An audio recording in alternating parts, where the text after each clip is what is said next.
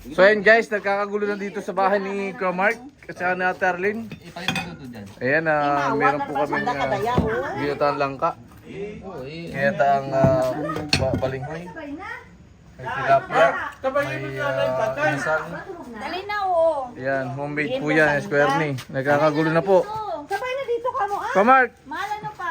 Yung ano? akin balinghoy at saka yung Ayan, titigman ko yung manok ni Kuya Mark. Ayan sila. Kumakain na sila. Dapat pala may tugtog tayo. Kuya Diego, pagigising lang yan.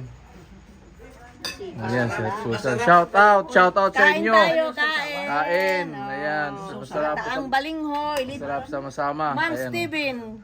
Mark Steven Molinar. Ano tada? Hindi. Grill. Grill. Ano ba yun? Mark Steven Longo Style. Dito ako mahal sa bangko. Yan po yung may-ari ng Mark Steven Molinar. Kaya. Oh, dito, ano mo. Uy. Masarap ang balinghoy talaga. Oh! Nainggit na naman sila. Patay kayo dyan. Meron na. Manok. May artista na ako, guys. Sarap. Ang tilapia. Tilapia, mukbang Mukbang, okay. Sarap. Mag-viral ka nito, kuya.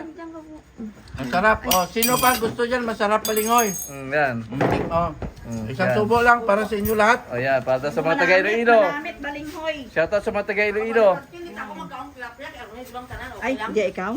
Hindi. Sa kanya to. Oh, malo.